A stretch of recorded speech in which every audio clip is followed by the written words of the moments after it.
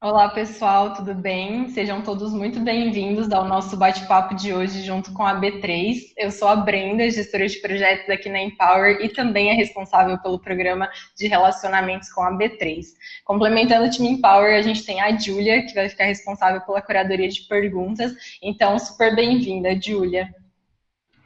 Obrigada, Brenda. Eu sou gestora de projetos aqui na Empower também e vou estar olhando o chat.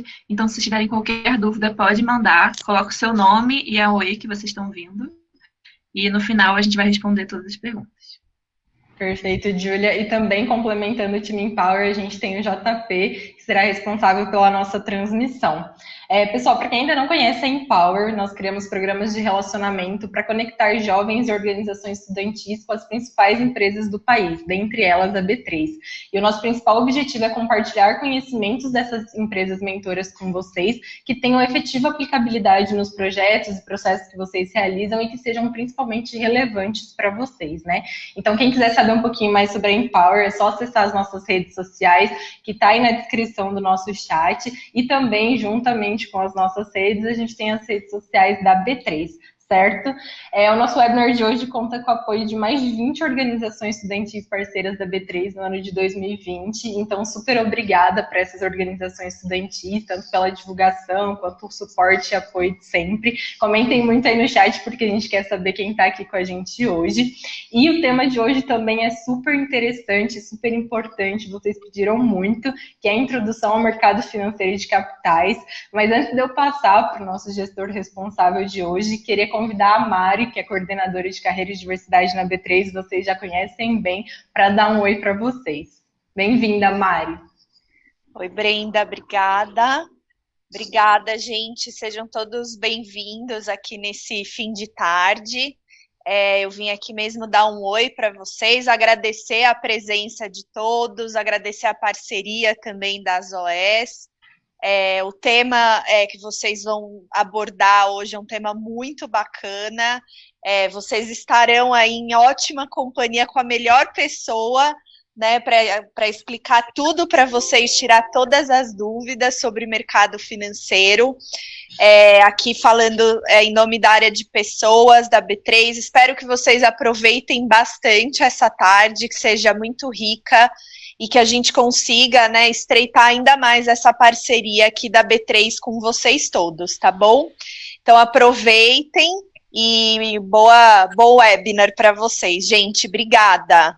Obrigada, Mari. E agora, para a gente efetivamente iniciar o nosso webinar de hoje, queria convidar para comentar um pouquinho sobre a trajetória pessoal, de carreira, o Carlão, da B3. Então, Carlão, seja super bem-vindo e muito obrigada por ter topado o convite com a gente. Valeu, gente. Muito obrigado pelo convite, tá? É sempre um prazer estar aqui com vocês. Mas antes de qualquer coisa, eu vou me apresentar, vou falar um pouquinho sobre a minha trajetória profissional, tá? E aí eu vou aproveitar esse meu espaço para falar um pouquinho da pauta, ou seja, o que nós vamos falar hoje, tá? Bom, meu nome é Carlos Eduardo Pinheiro, Carlão, da B3. Eu trabalho com o mercado financeiro há 34 anos. Com certeza, a maioria de vocês não havia nem nascido ainda quando eu entrei na Bolsa. Eu sou funcionário de carreira da Bolsa, tá? Sempre trabalhei no pregão. Minha vida inteira foi de pregão. Fui de linha de frente no pregão. E de um ano para cá, eu me transferi, encontrei uma oportunidade no educacional da B3, tá? Na B3 Educação, e me transferi para lá. A minha trajetória foi o seguinte, e aí misturo minha trajetória com todos os cursos que eu tive que fazer. Bom, eu entrei com 20 anos na Bolsa, né? Em 21 de janeiro de 1986. Tá? Então, a gente já deve ter uns 35 anos. Né? Entrei em 21 de janeiro de 1986, entrei como auxiliar de posto de negociação, tá? Aí fui galgando postos e cheguei até ser chefe de posto de negociação, controller de posto de negociação. E nesse intervalo de galgando os postos, eu fiz uma graduação, depois fiz outra graduação. Então, eu sou economista, sou administrador, tenho 2 MBAs, uma em finanças corporativas, outra em mercado de capitais, Sou mestre, doutor e professor universitário, né? E agora estou parando para pensar, ponderando algumas coisas aqui, ver se eu encaro um pós-doc aí. Mas, sinceramente, eu não sei. Não sei o que eu vou fazer sobre um pós-doc. Mas é isso, é sempre um prazer estar com vocês. Hoje, o que a gente vai falar? Vamos falar um pouco sobre o mercado financeiro de capitais, vamos falar para que serve todo esse mecanismo, também uma curiosidade, vamos falar como que o dinheiro chega à Bolsa e por que as empresas abrem o capital. Tá? Depois disso, a gente chega na Bolsa, vou falar sobre a Bolsa, todos os serviços horizontalizados, todos os serviços financeiros que ela fornece. Tá? Depois a gente vai falar um pouquinho sobre produtos, isso é muito interessante, ações, BDRs, ETFs, fundos de investimento imobiliários, e depois a gente vai chegar na taxa de juros, tá? Com essa subida impressionante nesse ano dos investidores pessoa física na Bolsa, tá? E aí vou passar um pequeno detalhezinho para vocês também sobre isso. Tá? E aí a gente vai encerrar falando e discutindo aqui a maneira de se investir o dinheiro hoje mudou, com uma taxa de juros a 2% ao ano. Então aí a gente vai discutir um pouquinho sobre esse assunto e como é que isso mudou os nossos investimentos. Perfeito, Carlão. Pessoal, vocês já viram que a gente está em ótimas mãos, né? Carlão tem muito tempo aí de bolsa, é professor ainda por cima, então mandei muitas perguntinhas. E só antes do Carlão começar efetivamente, né, sobre o assunto, queria lembrar vocês, pessoal, que a gente disponibiliza 2 formulários, tá, no nosso chat, na descrição. Um formulário é o de participação, então vocês podem estar preenchendo aí para receber os certificados. E o outro é o nosso formulário de avaliações, onde vocês podem dar feedback sobre o evento, sobre o gestor, sobre a transmissão em si. Então, fiquem super à vontade, a gente agradece muito. E para a gente começar agora, Carlão, lá do início mesmo, queria que você contasse um pouquinho para a gente o que é, né, efetivamente, o mercado financeiro, o mercado de capitais e qual é a função do mercado financeiro. Tá legal. Muito boa pergunta. Bom, para começar, o mercado financeiro e de capitais, ele faz parte da estrutura financeira do nosso país, tá certo? Então, esse mercado financeiro de capitais, ele oferece a possibilidade de você, eu, como pessoas físicas, emprestarmos dinheiro para empresas, instituições financeiras e obter em troca, tá, o seu dinheiro rentabilizado, ou seja, acrescido de juros. Então, o mercado financeiro, ele engloba isso também. E como funciona o mercado financeiro de capitais? Tá? Então, se a gente começar de fora para dentro, é preciso entender que o mercado financeiro se divide em 4 grandes mercados. Tá? Mercado de câmbio, mercado monetário, mercado de crédito e mercado de capitais. Eu vou tomar aqui a liberdade de explicar um pouquinho só de cada mercado, tá? Para que todo mundo fique na mesma página. Tá? O mercado de câmbio, qual o foco do mercado de câmbio? O foco do mercado de câmbio é a troca de moedas. Tá? Quem utiliza bastante são aquelas empresas exportadoras e as pessoas que viajam para outros países. Tá? Então, no geral, o mercado de câmbio é usado por esses agentes. O mercado monetário fica com todas as transações que ocorrem em 24 horas, ou seja, transações de curtíssimo prazo. Por aqui você encontra taxas que servem como referência para o rendimento da renda fixa, ou seja, a Selic Over e a taxa DI por intermédio dos empréstimos com garantia de certificado de depósitos interbancários, ou CDI. Tá certo? Aí vem o mercado de crédito, que é um mercado que a gente usa muito mais. O mercado de crédito é muito conhecido, principalmente em momentos de crise financeira. Tá? Nele, os investidores emprestam dinheiro para pessoas físicas, empresas, por uma taxa de juros altíssima. E depois a gente vai comentar sobre isso aí. Tá? Soa familiar isso para vocês? Tá? Empréstimo com taxas altíssimas? Pô, basta a gente lembrar do cheque especial, cartão de crédito e empréstimo pessoal. As taxas são muito altas, mas aí nós vamos falar sobre isso durante a nossa apresentação. E o mercado de capitais tem como sua principal função permitir que as empresas façam captações de recurso mediante a emissão de seus valores mobiliários, ou seja, ações, debêntures, etc. Agora, para deixar claro, vamos conceituar uma coisa que, ninguém conceitua isso, tá? de uma forma mais clara as características e as diferenças do mercado financeiro e do mercado de capitais. Tá? Mercado financeiro é um ambiente onde ocorre compra e venda de valores imobiliários, ações, opções, títulos em geral, câmbio de moedas estrangeiras e mercadorias, tá? São as nossas commodities. E dentro do mercado financeiro, temos o mercado de capitais. O mercado de capitais é o segmento de mercado que faz a intermediação de quem precisa de recursos para financiar projetos e investidores. Então, quando a empresa abre o seu capital, ela está usando o mercado de capitais. Se você vai ao banco, pega um empréstimo, faz qualquer coisa, compra um CDB, um RDB ou qualquer coisa nesse sentido, você está usando o mercado financeiro. Tá? Eu não sei se eu consegui responder a pergunta que você me fez. Não, com certeza, Carlão, deu pra gente entender sim.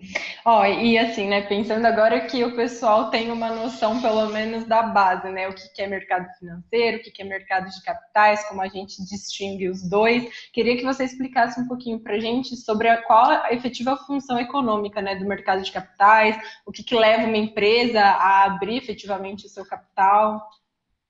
Tá legal.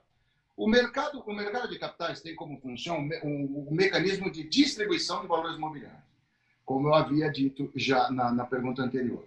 Então, ele tem a função de mecanismo de distribuição, objetivando gerar liquidez, tá, aos títulos emitidos pelas empresas. Isso é o mercado de capitais. E viabilizar o processo de capitalização. Tá? Isso quer dizer direcionar recursos financeiros, tá, da sociedade.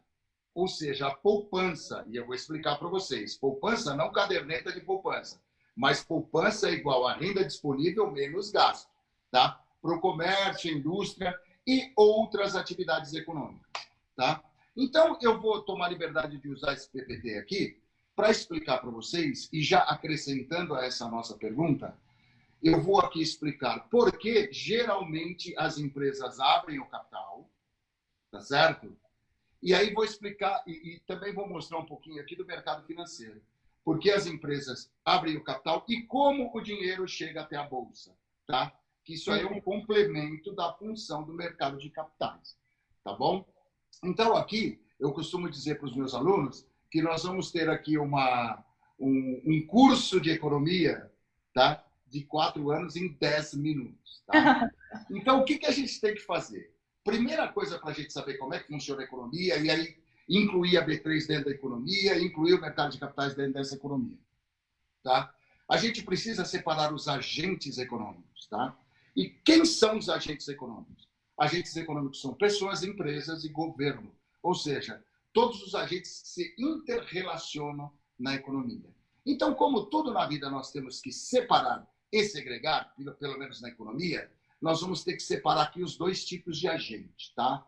Como, por exemplo, vocês, que são os agentes superavitários, tá? E o que é agente superavitário? É aquele agente que ganha mais do que gasta, tá certo? Então, o agente que ganha mais do que gasta, ele é o agente superavitário. Ou seja, ele ganha 10 mil reais, ele gasta 6 mil reais, ele gera uma poupança, tá, de 4 mil reais, ou seja, que não foi gasto em consumo.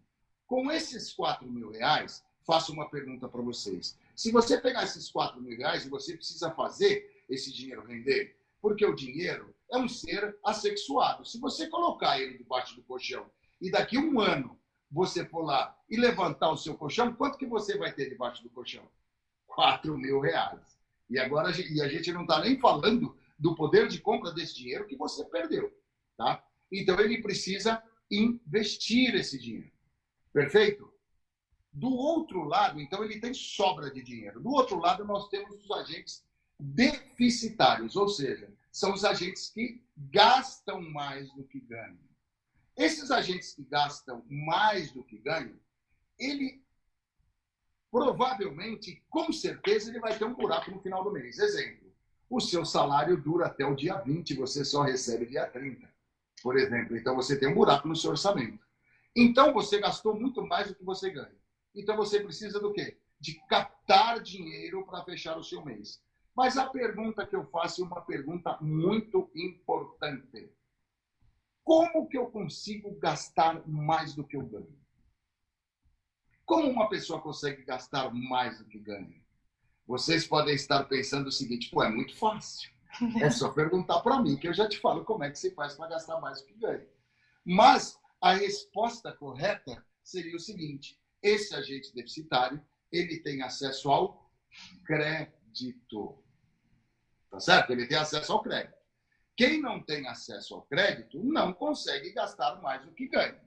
Beleza? Então, de um lado, nós temos os agentes superavitários, quem ganha mais do que gasta. Do outro lado, nós temos os agentes deficitários, que precisam de dinheiro. Então, um tem sobra, o outro tem falta. Então, é só nós unirmos e aproximarmos esses dois agentes que a nossa economia está fechada, correto? Não. Não funciona assim a economia. E eu vou dar um exemplo para vocês. Um exemplo até um tanto quanto pitoresco. Por exemplo, vamos imaginar que eu seja um agente superavitário. E eu estou ligando para a Brenda. Eu ligo para a Brenda às 11 horas da noite e falo, oi, Brenda, tudo bem? Como vai? Ela, ô, professor Carlos, como vai? Tudo bem? Tá, não, tudo bem. Ô, Brenda, eu estava pensando em você e você não está precisando de dinheiro, Brenda? Você já recebeu uma ligação dessa? Provavelmente não. Se você excetuar bancos e financeiras que ficam ligando para a gente oferecendo empréstimo, esse tipo de ligação a gente não recebe. Você está precisando de dinheiro? Você quer dinheiro? Então, nós precisamos de um terceiro agente para fazer essa ligação na economia. Esse terceiro agente, quem que é? Esse terceiro agente é o banco. Então, o que o banco faz? Qual que é o trabalho do banco? O banco compra dinheiro do agente superavitário e vende o dinheiro para o agente deficitário. Ou seja, ele compra barato no atacado e vende caro no varejo. Então, o banco é a mesma coisa que se fosse um Carrefour, um grande mercado. Sim ou não? O Carrefour compra barato no atacado e vende caro no varejo. Ou seja, se você for até um banco grande com a sua sobra, a sua poupança, e comprar um CDB do banco, e eu estou falando de bancos aqui, bancos grandes, tá? Bradesco, Itaú, grandes bancos. Quanto vocês acham que ele vai te remunerar nesse CDB para um ano? Alguma coisa próximo de 90% do CDI. E quanto nós temos de CDI hoje? Alguma coisa muito próxima a 2%, que é igual a Selic. Então, em um ano, ele toma o seu dinheiro aproximadamente 80, 85, chegando a 90, se você tiver uma relação muito boa com o seu gerente, e dependendo do volume que você aportar nesse investimento, alguma coisa perto de 90% do CDI. Tá? Por outro lado, então ele compra 2%, vamos arredondar para 2% para facilitar a nossa explicação. Ele compra dinheiro a 2% e vende dinheiro para o agente deficitário a que preço? Então vamos lá, essa tabelinha aqui está atualizada com a tabela do Banco Central. Tá? Um CDC não consignado. CDC não consignado, 40% ao ano. CDC consignado, alguma coisa próxima de 28% ao ano. O cheque especial, quando você dá aquela avançadinha no cheque especial, 140%. E o cartão de crédito, se você não pagar toda a sua fatura naquele mês, começa a incidir uma taxa de juros de 200% ao ano. Então, deu para perceber que tem uma diferença muito grande da taxa que o banco compra para a taxa que o banco vende. E isso aí nós chamamos de spread bancário, essa diferença. Mas por que o spread no Brasil é tão alto? Os bancos justificam esse empréstimo em função que a nossa indústria financeira é inadimplente. Tem um grau de inadimplência muito grande. Então, percebam que para ele assumir este risco, tá certo? Para ele assumir esse risco, ele cobra esse spread. Eu acho que está perfeito cobrar o spread bancário, mas não deveria ser tão alto assim. Beleza? Por que ele assume o risco? Se ele emprestar aqui o dinheiro para o agente deficitário, tá? Vamos imaginar o seguinte, ele empresta o dinheiro para o agente deficitário. Então, ele tem 3 milhões com agente deficitário, tá certo? Daria para a gente montar um grupo de WhatsApp com todas essas pessoas e falar, pô, não vou pagar o banco? E se não pagarem o banco, ele pode ligar para o agente superavitário e falar, agente superavitário, é o seguinte, o agente deficitário não me pagou, então eu também não vou te pagar. Não, é impossível o banco fazer isso. Então, o que ele faz? Ele assume o risco, tá? E esse risco tem muito a ver com o seguinte, tá? Que agora a gente passa a traçar uma relação positiva de risco-retorno. Isso aqui é uma coisa bem interessante. É uma historinha bem legal, sabe? Bem interessante, e a gente consegue entender exatamente como o banco trabalha, tá? E aí, vocês podem estar se perguntando, pô, mas ele não está respondendo o que a Brenda perguntou. Mas aí é o seguinte, com todo esse storytelling que eu vou fazer agora, eu vou mostrar para vocês como que o dinheiro chega na Bolsa e qual realmente é a importância do mercado financeiro de capitais e como ele começa a agir na economia de um país, tá certo? Então vamos lá, vamos imaginar uma velhinha, tá? Aposentada do governo federal, tá bom? Ela chega no banco e fala, senhor gerente, eu preciso de 200 mil emprestados, tá? 200 mil emprestados. É uma senhora que ganha muito bem como aposentada do governo federal e ela precisa de 200 mil emprestados, tá certo? O gerente do banco fala, a senhora se incomoda se eu descontar essas parcelas do seu empréstimo direto na sua folha de pagamento? Ela fala, não tem problema nenhum. Então, percebam, qual o risco que essa senhora oferece para a instituição bancária? Muito baixo, um risco muito baixo. Então, a partir de agora, a gente começa a traçar uma relação positiva de risco-retorno. Se ela oferece um risco baixo para a instituição, como é que vai ser a taxa dela? Baixa. Se for uma outra pessoa, uma outra senhora, uma outra pessoa, pedindo esse mesmo valor no banco, e ela tem um ótimo relacionamento com o banco, tá certo? E pede esse mesmo valor, e ela não está sendo descontada na sua folha de pagamento, e aí já se caracteriza um CDC não consignado, ela oferece também um risco menor para o banco, ela oferece um risco pequeno para o banco, porque ela tem uma relação muito boa com o banco. Só que ela oferece um risco maior do que aquela senhora aposentada. Então, a taxa dela é um pouco maior.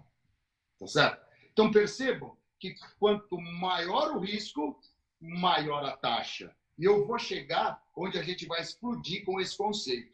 Chega uma pessoa no banco, ele, na seguinte situação, ele faz 4 meses que não paga o seu cartão de crédito, tá? A sua conta está estourada, já o limite do seu cartão, da sua conta corrente, do seu cheque especial já está estourado. E aí, por uma ironia do destino, colocaram o nome desta pessoa no SPC Serasa, tá certo? E ele vai até o banco e pensa o seguinte, bom, eu vou fazer uma conta, vejo todo mundo que me deve, o total da minha dívida, vou até o banco, faço um empréstimo desse dinheiro, tá? O banco me empresta, eu pago todo mundo e fico devendo só para o banco. Olha que beleza. Deveria ser a função do banco, correto? Só que ele chega até o gerente, explica toda essa situação. Vocês acham que o banco vai emprestar dinheiro para esse cidadão, para esse agente? Não. Mesmo que você oferecesse uma taxa de juros de 80%, 90%, 100% nesse CDC para essa pessoa, ele não iria pagar. Tá certo? Ele não iria pagar. Então, daí a gente já começa a perceber e começa a fixar esse conceito de relação positiva de risco-retorno. Aí a gente deixa a pessoa física de lado e começa a entrar com a pessoa jurídica. Olha que beleza. E aí sim a gente vai chegar no mercado de capitais. E o porquê que as empresas abrem o capital. Então, pensem, eu não sei, eu acho que vocês, nem todos vocês são de São Paulo, né? Vocês têm pessoas do Brasil inteiro.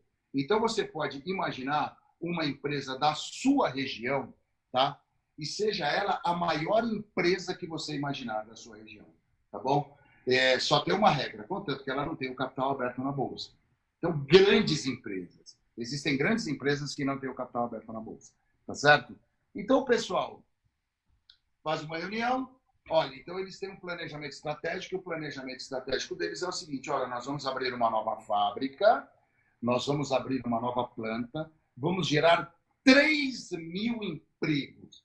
Olha que coisa linda. Isso vai gerar renda, isso vai gerar desenvolvimento. Gerando desenvolvimento, isso também irá gerar o quê? Desenvolvimento e crescimento econômico. É o que o Brasil precisa, correto? Gerar emprego. Tá bom? Tá bom. Vamos lá, nós temos esse dinheiro? Não, nós vamos fazer uma captação desse dinheiro. Então, o primeiro lugar onde essa empresa vai procurar esse dinheiro, ou seja, fazer essa captação é no banco. Olha aí, olha como a gente vai chegando no mercado de capitais. Bom, se chega no banco o diretor financeiro, o diretor de RH, o CEO, o CFO, enfim, chega todo mundo, sentamos todos na mesa do gerente, tá? E vamos todo mundo tomar um cafezinho, não é assim que funciona? Quando você vai pegar a captação no banco, todo mundo toma um cafezinho, aquela coisa toda, beleza. Aí o gerente, o diretor financeiro começa a explicar toda essa história para o gerente.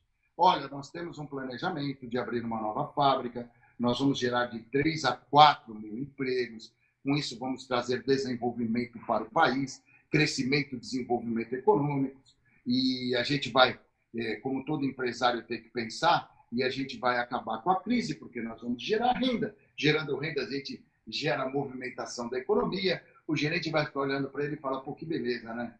O mundo perfeito.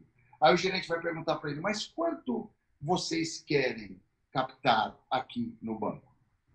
Aí o gerente financeiro dá uma engolidinha seca e fala, olha, nós estamos pretendendo captar de 3,5 a 4 bilhões de reais.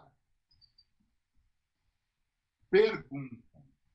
O banco vai emprestar este dinheiro para a empresa, 4 bilhões de reais? Com toda essa conversa que a gente teve aqui. Vamos lá, vamos imaginar. Pensei. Podem responder. Quem quiser abrir o microfone pode responder. O pessoal pode responder no chat também, que a gente está vendo. Tá. O que eles estão falando no chat? Não estão ainda, Carlão. Acho que o pessoal tem medo de responder errado, né? Não, mas faz parte isso de responder errado. Bom, então, eu vou responder essa primeira pergunta que eu fiz para o grupo. Não vai emprestar esse dinheiro para a empresa. Sabe por quê que o banco não vai emprestar esse dinheiro para a empresa? Porque esse não é o trabalho do banco. O trabalho do banco não é esse. O trabalho do banco é pulverizar o dinheiro. Tá? O trabalho do banco é mitigar riscos. Então, é muito melhor o banco pegar esses 4 bilhões de reais e emprestar para 4 milhões de clientes. Vocês lembram da historinha do grupo de WhatsApp? Exatamente isso. Então, ele mitiga o risco. Tá? Ele faz aquela coisa que vocês devem conhecer, que se chama teoria das carteiras. Entendeu? E uma forma simples de explicar a teoria das carteiras, porque isso é uma coisa que está presente no nosso dia a dia desde quando a gente era criança. Quando a gente vai comprar ovos para nossa avó, para nossa mãe, quando a gente era menininho, o que ela falava? Olha, você vai comprar uma dúzia de ovos, mas traga 2 pacotes. Um com meia dúzia e o outro com meia dúzia. Por quê? Porque se você deixar cair um saquinho, você ainda tem quanto? Meia dúzia. Isso é teoria das carteiras. Tá? Com livre tradução. Óbvio. Então, o banco não vai emprestar esse dinheiro, porque ele quer mitigar risco. O trabalho dele é mitigar risco. Então, aí eu faço uma pergunta para vocês. Opa, e agora eu quero a resposta. Vou fazer uma pergunta para vocês. Se o banco não emprestar dinheiro para essa empresa, então não vai haver crescimento nem desenvolvimento econômico no país, esta empresa não vai gerar 4 mil empregos e o país não vai crescer. Correto? Como que essa empresa faz para captar esse dinheiro? Sabe como é que essa empresa faz para captar dinheiro? Ela vai até uma caixinha que tem no Sistema Financeiro Nacional que chama Mercado de Capitais. Aí essa empresa, ao invés de pegar dinheiro emprestado do banco e esse dinheiro do superavitário, não. Ela abre o capital através de uma coisa que se chama oferta pública inicial, ou seja, IPO, que vocês já ouviram falar, e ele vai pegar esse dinheiro, a empresa vai pegar esse dinheiro direto do bolso do agente superavitário, pulando o banco. Deu para entender? eles pulam o banco e vão tirar o dinheiro direto do bolso do agente superavitário. Com uma diferença essa operação. Uma diferença. Qual é? No sistema financeiro, o banco, no empréstimo de dinheiro, o banco assume o risco, correto? O banco assume o risco. Nesta operação de IPO, nesta operação de mercado de capitais, e nós estamos falando de renda variável, quem assume o risco é quem compra a ação. E quem compra a ação, nós damos o nome de acionista. Então, o acionista assume o risco. Vocês nunca ouviram falar, pô, eu comprei uma ação a 10, a ação foi para 8. O risco é do acionista, ele não pode cobrar da empresa, tá? Então, ela vai direto no bolso do agente superavitário. E aí, nós chegamos na Bolsa. Percebam como que o dinheiro chega na Bolsa? O dinheiro chega na Bolsa através das empresas listadas que abrem o seu capital, tá? E aí nós chegamos numa bolsa de valores qualquer. Por quê? Porque isso é o que acontece no mercado financeiro mundial. Então, agora deu para perceber na prática a função do mercado de capitais é promover a capitalização das empresas, tá? Para que elas executem o quê? Os seus projetos de crescimento.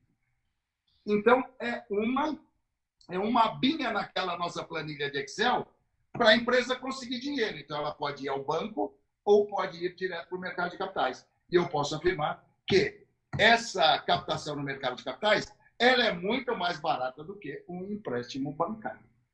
Tá bom? E aí a gente chega na bolsa, uma bolsa de valores. Tá? Eu não sei se eu estou me prolongando muito nessa resposta, mas eu queria fazer uma pergunta para vocês. Chegamos à Bolsa de Valores, tá?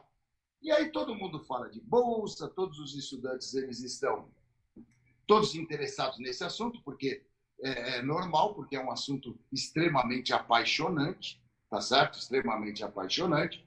Agora eu quero fazer uma pergunta para vocês. Qual é a obrigação de uma Bolsa de Valores? Isso é uma pergunta tão fácil e difícil de responder. Qual é a obrigação de uma Bolsa de Valores? Beleza.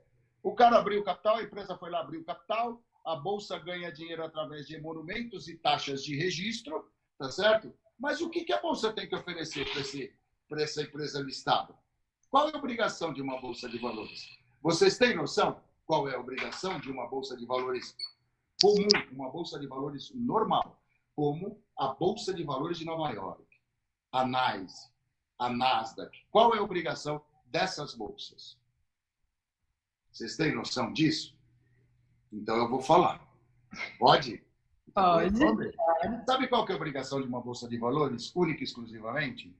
Oferecer um espaço físico e ou eletrônico. Por que eu digo e ou eletrônico? Porque na nossa B3, nós tivemos um período onde nós tínhamos o espaço eletrônico, a plataforma eletrônica e o pregão Viva Voz, esse que vocês estão vendo aqui nesse PPT, tá? Então, a obrigação da Bolsa é oferecer um ambiente físico e ou eletrônico, contanto que este ambiente, tá, seja seguro e transparente. O que é seguro? Segurança nos seus negócios e o fator de posse das ações, tá? Fator de posse das ações. E o que é ser transparente? Você tem que enxergar as melhores ofertas de compra e de venda e também enxergar todos os negócios e também a Bolsa preza pela continuidade dos negócios. O que é continuidade dos negócios? Se os negócios estão saindo a R$ 9,999, não pode sair um negócio a 20 e depois voltar para R$ 9,999. É a continuidade dos negócios para se formar o gráfico. Tá bom? Eu me prolonguei muito nessa resposta, mas eu sou um apaixonado por esse assunto. Por isso eu me prolongo um pouco.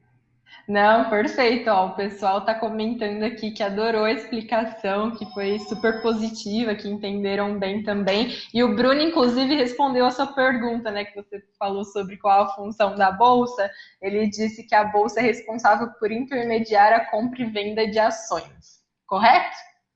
Podemos dizer isso? Correto. Ela faz a intermediação. Mas aí eu tenho uma observação para falar de intermediação, sabe? Porque eu acho que quem faz a intermediação dos negócios na Bolsa são as corretoras, porque você não consegue chegar à Bolsa como pessoa física, você tem que estar plugado numa corretora. Mas nós vamos deixar certo isso aí, nem meio certo eu vou dar, eu já vou dar certo. Muito bom. Carlão, ó, então falamos sobre o que é mercado financeiro de capitais, distinguimos, falamos sobre função econômica do mercado de capitais e você comentou sobre qualquer bolsa, mas a gente gosta de saber da bolsa oficial, né, que é a B3. Então conta um pouquinho pra gente sobre a evolução da B3, o seu tamanho, né, em questão também da prestação de serviços financeiros. Tá bom. Então vamos lá, gente. Vamos falar um pouquinho sobre a história da B3, rapidamente, tá? Rapidamente a gente vai falar sobre a história da B3. A B3 é uma bolsa, a B3, a Bolsa de Valores, e começou como Bolsa de Valores Oficial de São Paulo, depois ela passou para a Bolsa de Valores, depois ela passou para Bovespa, depois para a BMF Bovespa, e depois, com a chegada da CETIP, se transformou na B3. Mas eu tenho uma linha aqui de raciocínio, rapidamente, não quero aborrecer vocês com essas datas, tá? Então, novamente falando, a Bolsa de Valores é uma empresa, é uma bolsa centenária, tá? Começou em 1890 com a fundação da Bolsa de Valores Livre. Em 1984, e aí eu já coloquei nessa minha linha, as três, BMF, CETIP e Bovespa, para no final a gente juntar tudo e se transformar na B3, tá? Em 1984 começa as atividades da CETIP. Em 86, dá-se início à atividade da BMF. Então, a Bolsa, que se transformou em Bovespa depois, ela vem desde 1890. Aí a gente abre dois apêndices aqui. A criação da CETIP e a criação da BMF. Em 2007, aconteceu a desmutualização. E nós fizemos o IPO. Porque hoje a Bolsa ela é uma empresa de capital aberto. Então, em 2007, foi aberto o capital da Bovespa. Tá? E no ano de 2008, tá? De 2007 também abriu-se o capital da BMF. Em 2008 teve a fusão BMF-Bovespa e se transformou em BMF-Bovespa, tá? Em 2008 foi feita a desmutualização da CETIP, tá? Em março de 17, foi a aprovação da fusão, tá? Da CETIP com a BMF-Bovespa. E aí nasce uma empresa, uma gigante, tá? Chamada B3, Bolsa Brasil Balcão. É uma empresa que gera um lucro líquido de 750 milhões de reais líquidos por trimestre. Então, realmente, ela é uma gigante. Hoje, nós estamos com aproximadamente, graças a Deus, está tendo IPO todos os dias, quase, estamos com 440 empresas listadas, tá? Dessas, uma curiosidade, tá? Dessas 440 empresas listadas, abre-se um vértice para 2.600 códigos. Não sei se vocês sabiam disso. Ou seja, cada empresa pode ter até 5 tipos de ações. Tá? ON, PN, PNA, PNB, PNC, PND, PNE e PNF. Tá? Isso aí são as distinções de dividendo. Então, dessas 440 empresas listadas, se abre um vértice de 2.600 códigos. Já vão anotando aí para me perguntar no final, tá? Eu tenho certeza. E aí, hoje nós temos alguma coisa próximo de 3,5 milhões de investidores pessoas físicas, tá? Isso contrariando qualquer expectativa, tá? Aconteceu nesse período de pandemia, tá? A subida dos investidores pessoas físicas, tá? E depois eu vou detalhar esse lance de pessoas físicas, desses 3,5 milhões, que eu vou passar, inclusive, o perfil desses novos entrantes. Então, a Bolsa hoje é uma desenvolvedora e provedora de tecnologia e uma indutora de desenvolvimento de mercado. Eu não sei se vocês sabem, mas se qualquer um de vocês tiverem um carro financiado, vocês vão olhar no documento do carro de vocês, vocês vão ver lá o registro de gravame, tá? Registro de gravame nada mais é para que aquele bem não pode ser usado como garantia para outro empréstimo, já que o automóvel ele é a garantia do próprio empréstimo. Concordam comigo? Se você não pagar seu carro, vem o pessoal financeiro e toma. Nós somos donos do registro de gravame. Não sei se vocês sabiam disso. Tá? A B3 é dona do registro de gravame. Então, todo o registro de gravame é da B3. E para que a gente comprou, para que a gente adquiriu este registro? Para que tudo que você opera na Bolsa tem garantia. Você precisa prestar garantia. Então, nós usamos o registro de gravames para quê? Para que você não use a garantia de uma operação em outra operação. Então, cada operação tem sua garantia e vai engordando o nosso sistema de salvaguardas, tá? Nós somos a maior bolsa da América Latina. Pausa. Aí você chega e fala, pô, também, na América Latina não tem ninguém, bicho. A gente tem que ser a maior. Mas a nossa concorrência é mundial. Para vocês terem uma ideia, eu vou passar uma informação para vocês. Nós temos participações acionárias na Bolsa do Chile, Colômbia, Peru e México. Tá? Nós não somos majoritários nessa participação, mas somos muito relevantes. Antes que vocês façam essa pergunta, a Bolsa, a B3, tem a pretensão de ser a única Bolsa da América Latina, já que nós somos a única Bolsa do Brasil? Não temos essa pretensão, tá certo? A gente só quer participar. Como eu disse para vocês que a nossa concorrência é mundial, aqui eu trago o ranking das bolsas, tá? Nós estamos ocupando hoje o 6º lugar no ranking, tá? Das bolsas. E qual foi o critério que nós usamos para chegar nesse ranking? Número de transações, volumes realizados durante o ano e valor do mercado. Então, hoje, nós somos o 6º do mundo, levando em consideração que nós estamos atrás. A primeira é a Intercontinental, ou a NYSE, tá? A segunda é a Nasdaq. E aí um detalhe, nos Estados Unidos, nós temos alguma coisa perto de 12 bolsas. Inclusive, nós estamos na frente da CME, ou seja, a Bolsa de Chicago. Tá? Então, a gente está atrás da NYSE, da Nasdaq, da Bolsa de Valores de Londres, da Bolsa de Valores de Tóquio e de Xangai. E depois vem a gente, ou seja, nós estamos ocupando um lugar muito confortável, tá? Muito confortável no ranking mundial das bolsas. Tá? Nós temos acesso a aproximadamente 60 países, ou seja, 60 países, investidores de 60 países estão plugados na nossa bolsa. Tá? E um detalhe, 43% dos nossos investidores são não residentes. O que são investidores não residentes? São os gringos. Isso já foi 65%. Tá? Hoje a gente só está com 43% de investidores não residentes. Hoje, nós fazemos e registramos alguma coisa perto de 4,5 milhões de negócios dia.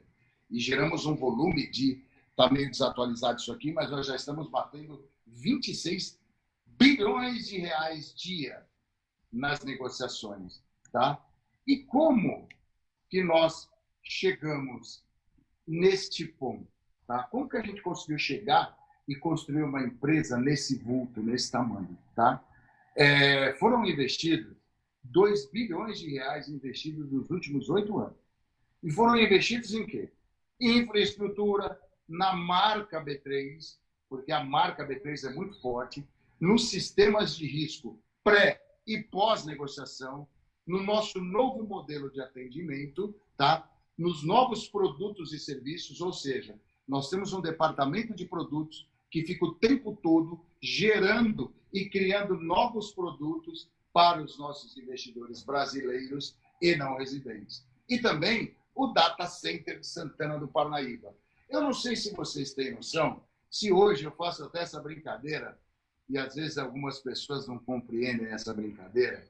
Vocês sabiam que se cair uma bomba no prédio da Bolsa, a gente consegue reativar o pregão em aproximadamente 40 minutos, 1 hora?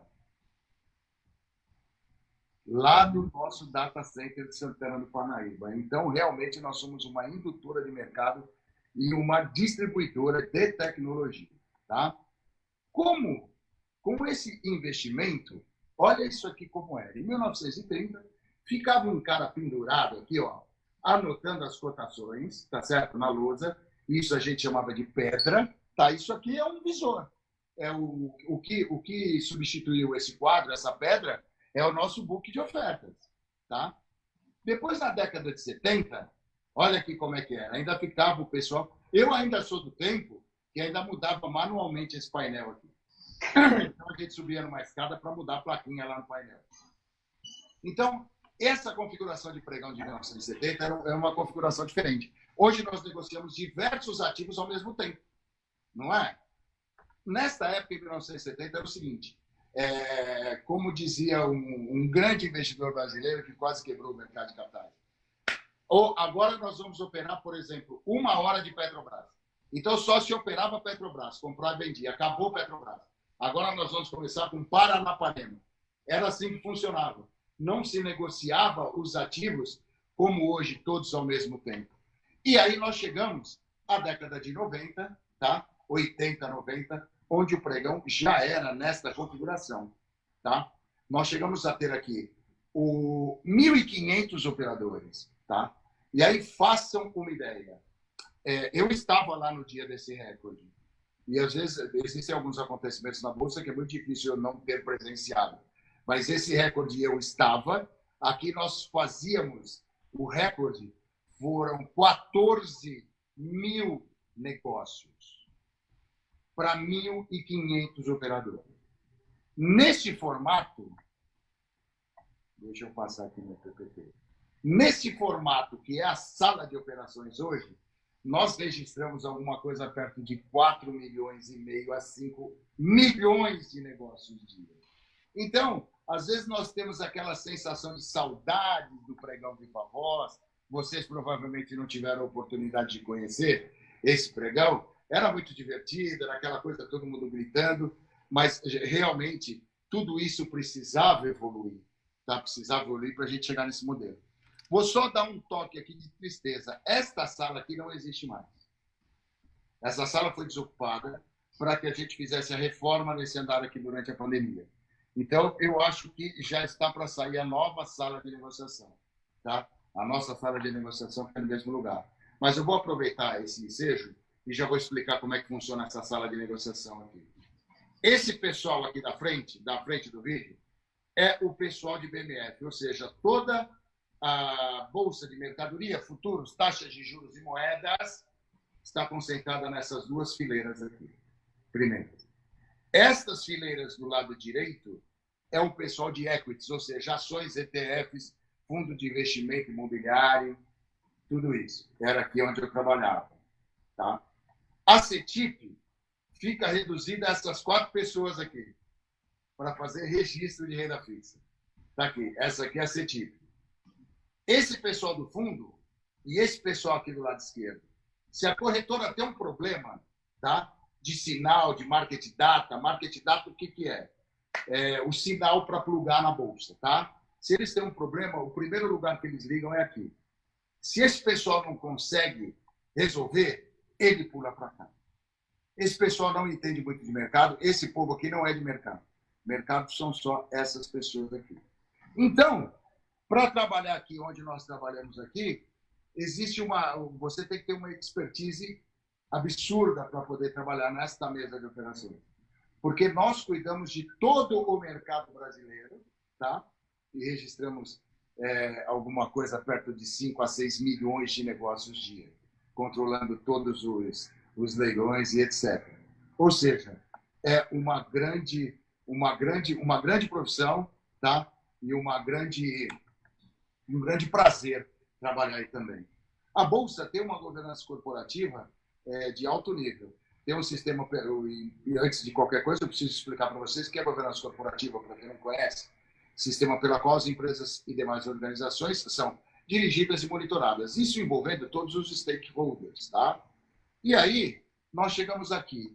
Esse é o lugar onde eu queria chegar para falar de governança corporativa, ou seja, a nossa base acionária. Nós assistimos muitas novelas mexicanas, onde está existindo aqui uma reunião de conselho, aí um cara vem, chuta a porta e fala, olha, eu sou dono dessa empresa agora porque eu comprei todas as ações. Quem nunca viu isso num filme, numa novela? Não dá para acontecer isso, tá, gente? Desculpa desiludir e deixar vocês assim chateados, isso não dá para acontecer. Tanto não dá para acontecer, que eu vou usar aqui como exemplo o modelo da base acionária da Bolsa, tá? Ela é extremamente pulverizada.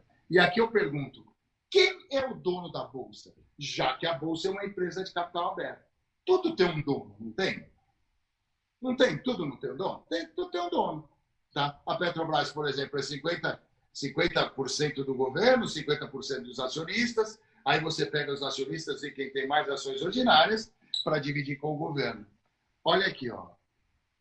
Olha o nível de pulverização das nossas ações. 10% é da Capital World Investor, ou seja, é um fundo da Califórnia.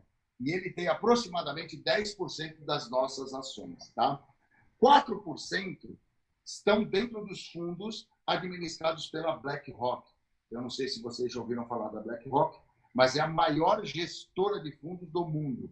Ela tem 4%. 85% da nossa base acionária está pulverizada no mercado. Muito pulverizada no mercado. E nós fazemos o controle da Bolsa com apenas 1% das ações em tesouraria. 1% das ações em tesouraria. Isso é um modelo company. As empresas que trabalham desse jeito são chamadas de company. Então, percebam o que é a governança corporativa, o que é o tratamento igualitário dos nossos acionistas. Tá? E nós temos sólidas práticas de governança, como, por exemplo, somos listadas no Novo Mercado. O Novo Mercado é o maior nível de governança corporativa no mercado. Ou seja, nós só emitimos ações ordinárias nominativas, ou seja, ações ON, ok? Majoritariamente, olha aqui, ó, o nosso conselho de administração é majoritariamente independente, incluindo o presidente do conselho, tá? Os demais membros do conselho são ligados a participantes do mercado, bancos, corretoras, etc. Tá? Nós temos uma transparência tão grande, se você quiser saber quanto que o nosso presidente, quanto que os nossos VPs, quanto que os nossos diretores ganham por ano, é só você entrar no nosso site de RI, lá está tudo documentado, quanto que eles ganharam no ano passado, quanto vão ganhar esse ano. Tá? Então, nós temos um nível de governança corporativa acima da média para o nosso mercado. Tá? Tecnologia. A tecnologia da Bolsa é de ponta, nós temos uma performance absurda. Hoje, o nosso sistema, nós conseguimos registrar, para vocês terem uma ideia, para a gente dar uma piscada de olho, nós levamos alguma coisa de 1 milissegundo. Tá? Para registrar o negócio na Bolsa, a gente leva um tempo de 1/10 de milissegundo. Ou seja, um piscar de olhos, nós temos condições de registrar 10 negócios. Ou seja, como diz o nosso presidente, nós pavimentamos a estrada do mercado de capitais. Então, nós já pavimentamos e enfeitamos, ela está prontinha. Agora, a gente só está esperando o nosso mercado crescer para a gente oferecer todos esses serviços aqui. Ou seja, nós estamos preparados para o crescimento do país. Estamos preparados para um grande aumento do número de investidores. Haja vista que nosso país tem alguma coisa próxima de 220 e poucos milhões de habitantes, e nós só temos 3,5 milhões na Bolsa. Então, isso é um problema cultural, que nós vamos mudar esse problema cultural e trazer esses investidores para a Bolsa. Acho que respondi, né? Respondeu, Carlão. Perfeito. E agora a pergunta que não quer calar, né? Como que a B3 chega até esses investidores? A B3 chega aos investidores através de ações, BDRs. E eu vou explicar isso aqui. Tá? Ações, BDRs, Fundo de Investimento Imobiliário, futuro de ações, ETFs, COI, futuro de taxas de juros e futuros de moedas e índices. Bom, a Bolsa chega até o público através das ações dos emissores, tá certo? Então, a empresa abre o capital, ela lança ações ONPN, tá certo? E você tem a condição de ir lá e adquirir como acionista essas ações. A Bolsa chega através das BDRs. Olha que interessante, as BDRs são títulos, tá? Recibos de ações, não é ação, tá? É um recibo de ação que te proporciona o investimento nas maiores empresas do mundo, mesmo que essas empresas não sejam brasileiras e que não abriram capital aqui. Como, por exemplo, Microsoft, Coca-Cola, FedEx, todas as grandes empresas do mundo. Você não precisa abrir um cadastro numa corretora americana.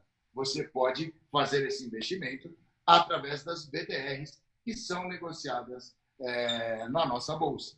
Tá? CDBs. Chega em CDBs, CDB é uma renda fixa. Então, naquela parte da CETIP, de balcão da CETIP, nós registramos todos os CDBs no sistema Selic. Chegamos também por intermédio de fundo de investimentos imobiliários. Tá? Ao invés de você comprar uma casa, você junta aí 200, 300, 400 mil reais, você fala, pô, eu vou comprar um apartamento para alugar e vou viver de renda. Então, nós temos um produto muito mais inteligente do que você comprar um imóvel. Tá certo? Você investe em fundos de investimento imobiliário. Se vocês passarem na Avenida Paulista, 99,9% daqueles prédios são de propriedade de fundos de investimento imobiliário, inclusive os shoppings. Tá? Então, o fundo de investimento imobiliário é um investimento muito interessante, onde você compra a cota, você pode ganhar com a valorização da sua cota e todo mês você tem um rendimento. Tá? Isento de imposto de renda. Tá? Que seria como se fosse o aluguel, já que nós estamos falando de fundo de investimento imobiliário. Mas se alguém quiser se aprofundar mais um pouquinho, pode fazer uma pergunta sobre fundo de investimento, que eu explico. Chegamos através dos ETFs. ETF é um dos melhores produtos que nós temos. Veja bem, no mercado americano, só o mercado de ETF é maior do que a B3. Só o mercado de ETF. Por que ETF eu acho um produto de extrema importância e que merece grande atenção? Vamos imaginar que você é um investidor que está entrando agora no mercado. Tá bom? Você é um investidor que está entrando agora no mercado. Você consegue se tornar um agente superavitário, então sobrou um dinheiro para você fazer um investimento. Aí, como eu falei, nós temos 430 empresas na Bolsa, correto? 430 empresas na Bolsa que abre-se um vértice de 2.600 ativos. Aí eu faço uma pergunta. Você já passou pela primeira barreira. Bom, tranquilo, eu já tenho dinheiro para investir. Agora, qual empresa investir? Então, aí, se a gente for levar em consideração a análise fundamentalista das empresas, você vai ter que fazer alguma coisa perto de 400 análises fundamentalistas. Sim ou não? Para saber que empresa que você vai investir. Ou então, você liga no YouTube, tá certo? E começa a ver esses influencers aí, assistir esses influencers aí, que a CVM já está no pé dos caras. Vocês viram isso aí essa semana? A CVM vai começar a ficar em cima desses caras que eles falam alguns exageros. Beleza. Então, você não tem essa expertise de ter uma análise técnica, uma análise fundamentalista. Você não consegue. Então, o que você faz? O que te leva a ir para a Bolsa? Se você for analisar a taxa de juros a 2% ao ano, e você está assistindo o Jornal Nacional, o William Bonner fala, hoje a Bolsa subiu 3%. Você fala, pô, a Bolsa subiu 3% hoje. Eu estou com um CDB que me dá 2% ao ano. Hoje a Bolsa subiu 5%. Aí você fala, pô, hoje, só hoje, a Bolsa subiu 5%. E eu estou com um CDB que me paga 2% ao ano. Aí você fala, eu quero esse rendimento da Bolsa. Eu quero ganhar esses 2% ao dia. Eu quero ganhar esses 5% ao dia. Abro uma aspas. Nós estamos falando de renda variável. O William Bonner também pode falar, hoje a Bolsa caiu 4%. Tá? Vamos deixar claro que é para depois. Beleza? Aí você fala, eu quero esse rendimento da Bolsa. O que faz a Bolsa oscilar é a oscilação do índice Bovespa. Tá? Então você pode comprar um ETF, que é um produto que espelha a oscilação de um determinado índice. Então você pode comprar um ETF que faz o espelhamento do índice Bovespa, que pode ser o BOVA11, tá certo? BOVA11. Você comprando o BOVA11, fazendo esse aporte em BOVA11, se a Bolsa subiu 4%, você vai ter um rendimento naquele dia de 4%. Se a Bolsa subir 2%, você vai ter um rendimento naquele dia de 2%. Por outro lado, se a Bolsa cair 8%, você vai ter uma depreciação do seu dinheiro de 8%. Deixando claro, ele espelha um índice. E aí nós temos diversas ETFs. Eu acho que esse poderia ser o grande caminho o grande caminho de início na renda variável. Temos também o COI, que é uma estrutura de vários produtos que nós registramos também na Bolsa. Temos os futuros de taxas de juros.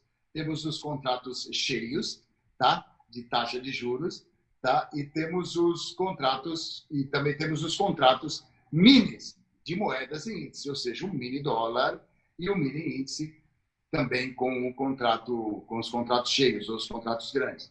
Deixando claro que o futuro de moedas de índice, e eu estou falando do mini índice e mini dólar, é um produto muito usado por todo mundo, tá certo?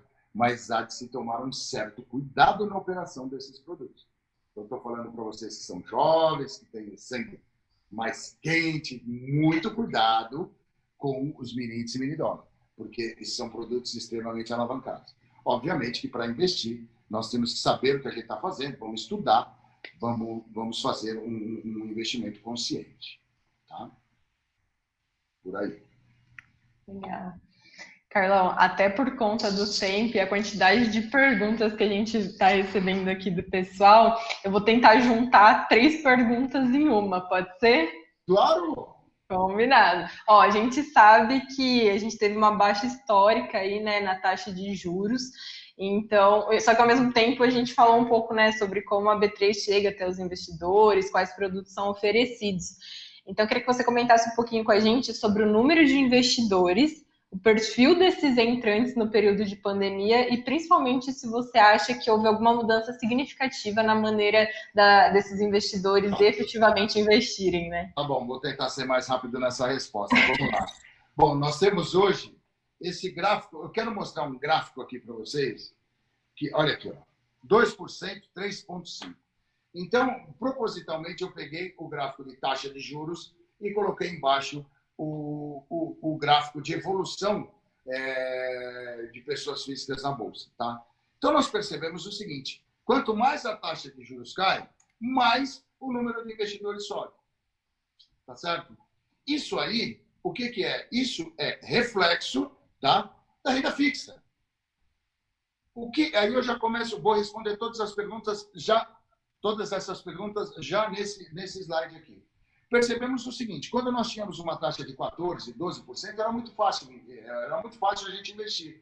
Era só a gente chegar, colocar o nosso dinheiro na renda fixa e nós teríamos a certeza, se ficássemos até o final do nosso investimento, que iríamos ganhar 14%, tá, naquele investimento. Nós não estamos nem comentando sobre a inflação, que a inflação também comia muito a gente, ou seja, alguma coisa acima daquela taxa de juros. Quando a gente chega nesse patamar histórico de baixa de 2%, a maneira de se investir muda completamente. Muda completamente. Porque agora nós não podemos ter ganhos passivos. Se você for ver hoje a poupança, analisar hoje a poupança, que também não deixa de ser uma renda fixa, tá? Ela não está nem corrigindo o seu dinheiro. Porque a nova regra da poupança, a regra nova da poupança é o seguinte, é 70% da Selic mais TR. A TR está zerada desde 07, de 2017, se não me engano. Então, ela não corrige. Se você for ver o Tesouro Selic, ele também não está corrigindo, está com histórico de baixa. Tá certo? Então, o que a gente tem que fazer? A gente tem que pensar que nós precisamos ter um pouco mais de apetite de risco para poder ganhar alguma coisa acima da taxa básica de juros. O único mercado que te dá essa possibilidade de ganhar acima da taxa básica de juros é a renda variável. Tá? E pensando desta maneira, começou a acontecer o quê? A transferência da renda fixa para a renda variável. Só uma informação para vocês, para a gente elucidar, e eu já estou terminando a minha resposta. Hoje nós temos alguma coisa próximo de 5,3 trilhões de reais depositados na renda fixa para não render quase nada. O papel da renda fixa é manter o poder de compra do seu dinheiro, só. Não é para ganhar dinheiro. Renda fixa é aquele cofrinho. Quando você precisa de dinheiro, você vai lá, pega o cofrinho e apanha as suas moedas. Tá?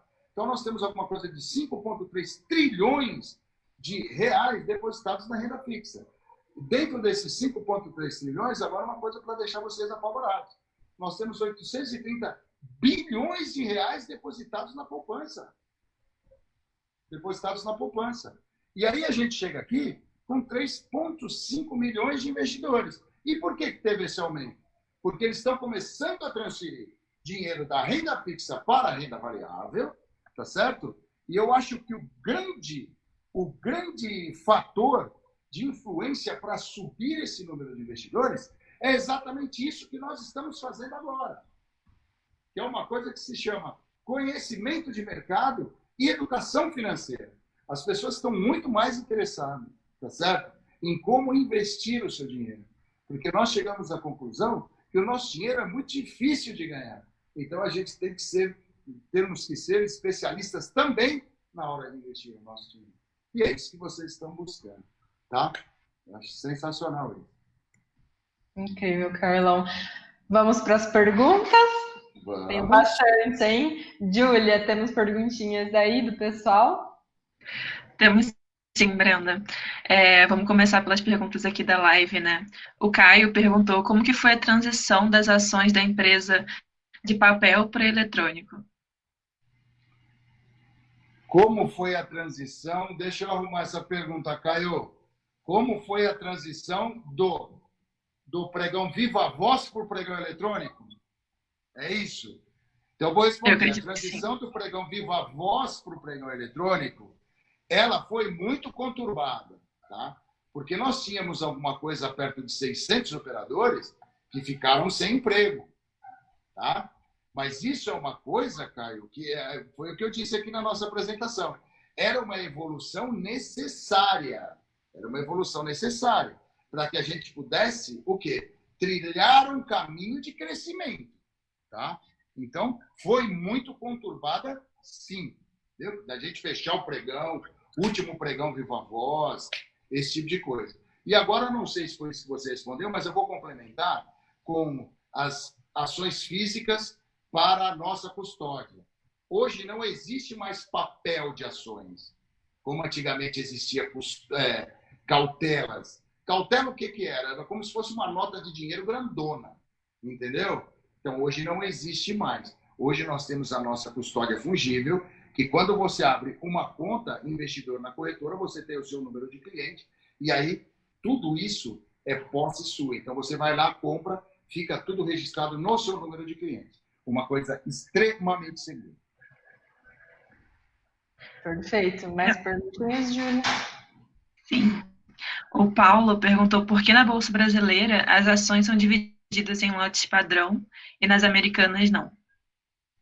Bom, nós dividimos... Bom, aí, Paulo, né? Paulo, isso aí é uma questão econômica, Paulo. É uma questão econômica. Aqui nós dividimos por lote padrão. Lá são todas lotes unitários, tá? Aqui nós temos lote padrão unitário e alguns lotes de 100 ações, Paulo. Porque aqui nós temos o problema de penny stock. O que quer dizer penny stock? Se eu dividir as ações, eu tenho ações com preço muito baixo, Paulo. E aí essas ações não podem participar do nosso índice Bovespa, porque é uma das regras para exclusão, tá? Mas nós temos um projeto, e isso aí você vai perceber com o tempo, que nós estamos querendo trazer todas as nossas ações para lotes unitários, tá? Lote unitário e cotação unitária. Tá? Não sei se eu respondi a sua pergunta. Outra pergunta do Pedro foi que hoje em dia a gente vê a transição de ações preferenciais para ordinárias. E qual seria a razão disso? A transição das ações preferenciais para ações ordinárias está muito ligada com a entrada desta empresa que está fazendo essa transição para o novo mercado. Porque governança corporativa, o maior nível de governança corporativa. A governança corporativa, ela prega o quê? Ela prega a igualdade entre os acionistas. Então, não existe maior igualdade do que eu recolher todas as minhas ações preferenciais e entregar só ações ordinárias para os meus acionistas, tá? Então, isso aí é uma coisa de governança corporativa. Aumentar o nível de governança corporativa.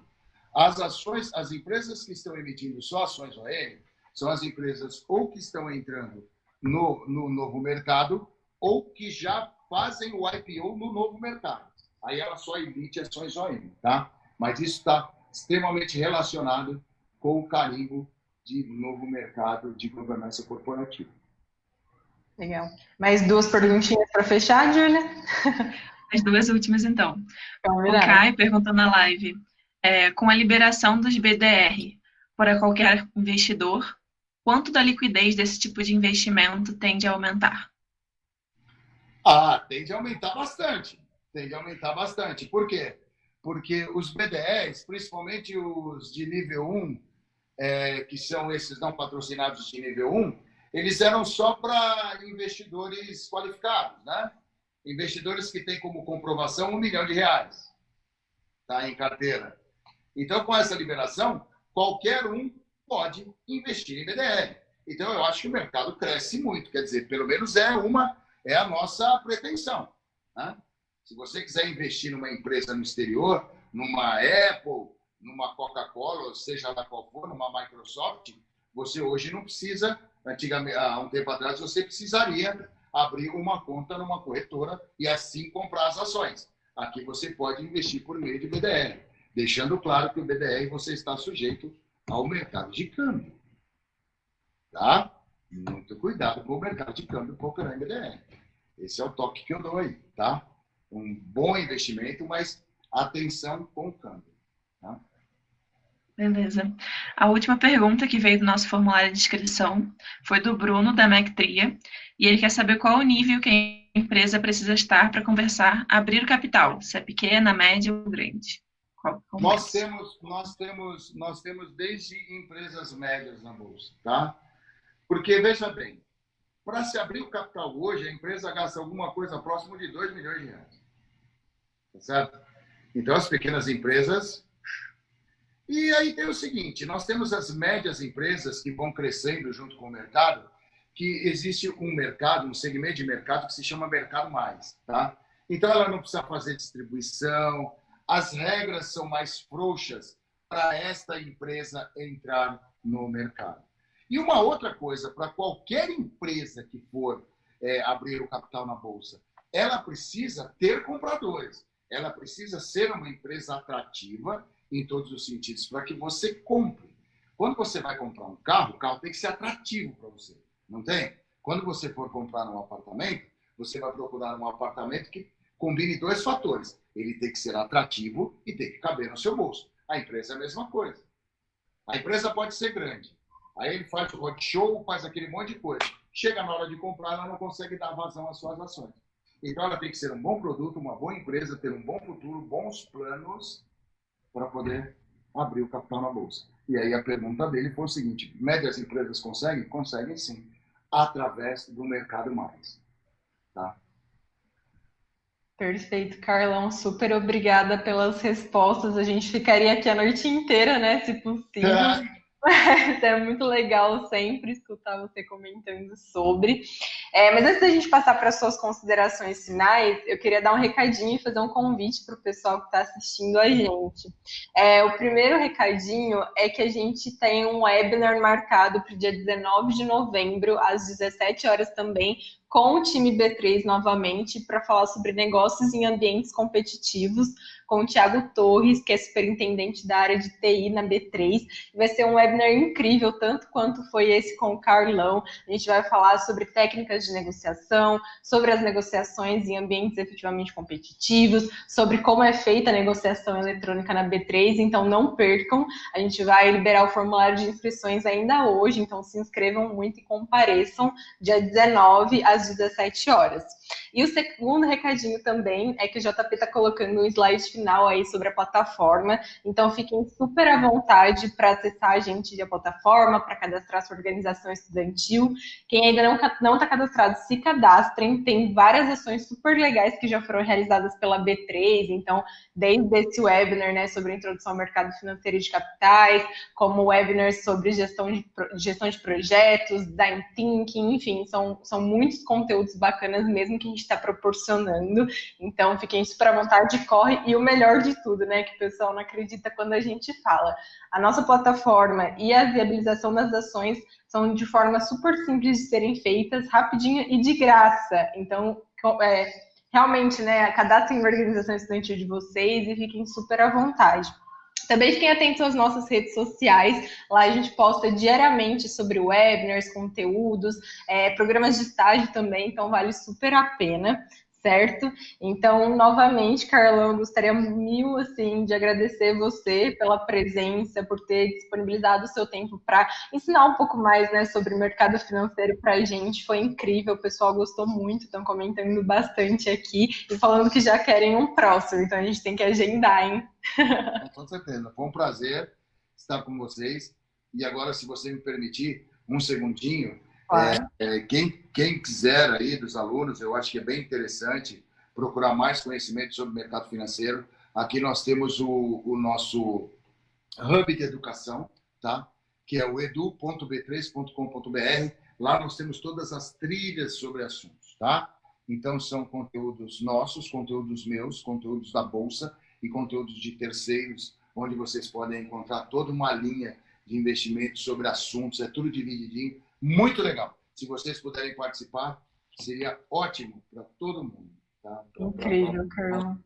Muito obrigado, viu? Muito obrigado. Obrigada a você. Pessoal, o link do Hub de Educação que o Carlão comentou tá na tela, também mandei nos comentários aí para vocês acessarem. Vale super a pena, tem conteúdos muito, muito bacanas, assim como o Carlão comentou. Então é isso, pessoal. Super obrigado para quem ficou com a gente até agora. Tenham uma ótima noite, um ótimo restinho de semana. E, Carlão, muito obrigada novamente. Valeu, obrigado. O prazer foi meu. Tchau, tchau, pessoal. Até a próxima. Gente, boa noite.